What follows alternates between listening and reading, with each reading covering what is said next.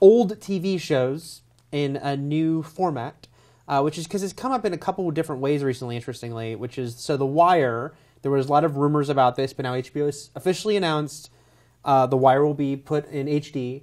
It's like going to come in multiple ways. It's on HBO Go this month. Next month you can buy it in HD if you want online. Next summer it'll come on Blu-ray. And it's like, yeah, The Wire, HD, and it'll be widescreen. Mm-hmm. And initially it's like, oh man, that's awesome, cool.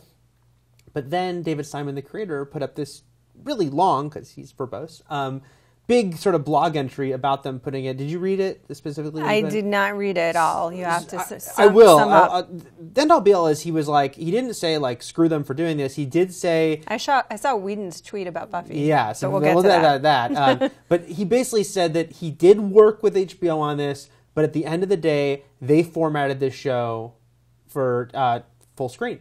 And it was purposely, everything they thought about, all the framing they thought about was this is how it will look in that framing. Mm-hmm. And so they've done what they can. He doesn't think it looks terrible. He thinks there's times where it makes it cooler, but he's also like, there's sometimes where you're kind of losing, like, we wanted that to be a really tight shot to kind of capture this character's frame of mind, and we lose that. We want it to be a tight shot because, you're seeing above him a sign that has definitely got a little metaphor, but that sign is no longer there because now we're going widescreen.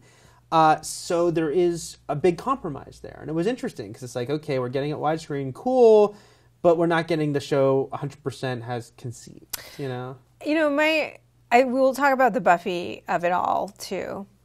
We have no bell. No, it's true. In any event, ding. But it's one of those things that what it really makes me think about is that I feel like a lot of times there is a jump to and assume that a format is either right or inherently right or wrong. Yeah. So I think, look, I love film. I'm an advocate of film. But I don't think that necessarily shooting something on film means that it's of greater artistic merit, period. I don't think that 3D is all bad. I think there's people that really know how to use it, and there's a lot that don't. Mm-hmm. Ridley Scott, whatever you think of him or not, or of his films, the man really knows how to use 3D. Mm-hmm. Well, Prometheus, the 3D was gorgeous. Yeah. Gravity, I thought, greatly benefited. Gravity was beautiful. Absolutely. Mm-hmm. Yeah, that's a better example. But so I'm not sure why this was necessary, is what I'm saying. If it was shot this way, that's what it was intended to be. Why is it inherently assumed that creating an HD version is a better version? Oh, but you can also make an HD version that is still full screen. They did it with Next Gen and some other shows. What's happened is it's just funny how things change within 10 years or so because, look, I was working at a video store when DVDs were taking off, and it was still so hard to convince a lot of people. I dealt with these customers why letterboxing was good. Yeah. And why it's like, oh no, you're and yes, it would be a lot of older people, but not always, coming in being like, I don't want those black bars that are cutting off the top and bottom. Being like, no, they're not. I had the same argument with my parents. They're not cutting off anything. They're actually giving you more information. Yeah. But it's not filling my TV screen, therefore that's wrong. But it's how it was meant to look. Right. That's why it's right. Yeah, I remember I went at home like at a Christmas during college and my family wanted to watch, I think it was like 2001 or something like that, and they did not want to watch it letterboxed. Right. And I was like, absolutely not. We will watch this as it was intended. Yeah. It's just really strange. And so now it's funny because now, okay, everyone has, not everyone, but most people have widescreen TVs. Yeah. And that is how everything is shot now. And, sure. And so now it's like HBO is like, hey, we want to expand the audience for The Wire. It is a show that's continually talked about. There's always new viewers there for The Wire. But we're afraid that if they see full screen, they will not want to watch it that way because it's not filling their TV. I just heard for the first time the term pillar boxing the other day, which people might know, but I never heard. So I guess that's when the sidebars. And that's the big fear. And that's why, look, they went back and they turned Friends into into widescreen version because Friends continually is popular, but they needed it to seem current. Not that they're trying to fool anyone into thinking we just filmed these, but just so when you flip on Friends, especially if you've never seen Friends, it's not jarring. It doesn't look weird to you. Yeah, and it's sad that it's come to that, though. It just disappoints me because I'm just like, if the creator framed it that way, and they're smart, and they are, these are smart creators, they're going to frame it that way. Right. They're going to have, the composition is going to have meaning. Yeah. just leave it how they. Friends, I feel a little less. Yeah, because Friends is it's a great sitcom, but it's a sitcom. They did actually shoot Friends on film. They were able to go, so they were able to go back and expand it. And it was fine because, look, Friends was not being shot cinematically. It wasn't like, oh, that zoom shot, that's amazing. Then the metaphor, the exit sign above Chandler's head. This is where you can see Ross just cracks, when we close in on I just don't think we need it for that. But for The Wire, and then also, frankly, for... Let's talk about Buffy. Yeah. So Buffy has been in widescreen now on Pivot. They were showing Buffy.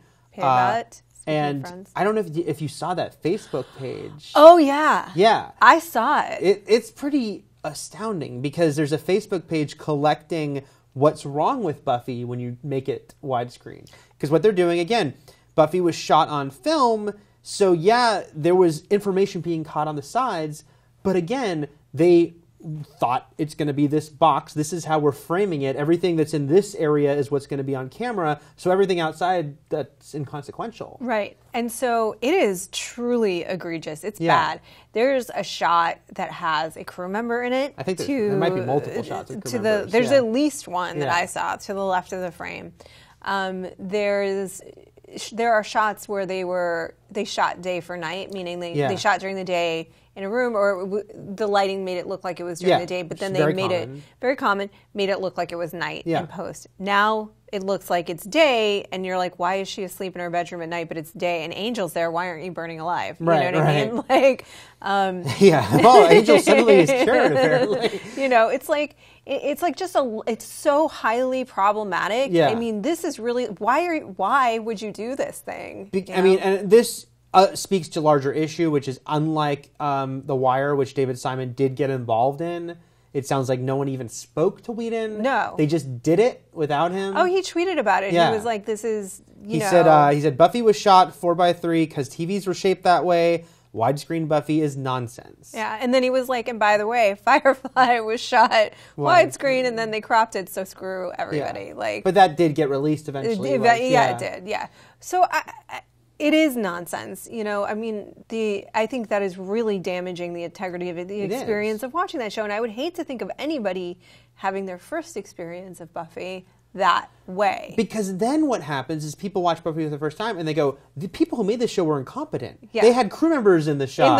Like they think that this looks like night when it's clearly day. How could it be the director of the Avengers that made this series? God, he learned a lot since freaking then. Moron. Yeah. No, I mean, if I were Whedon, I'd be pissed. Yeah, I'd be infuriated. And it's weird because now we're back in the place because I, like everyone else, was really excited by widescreen TVs. I love them.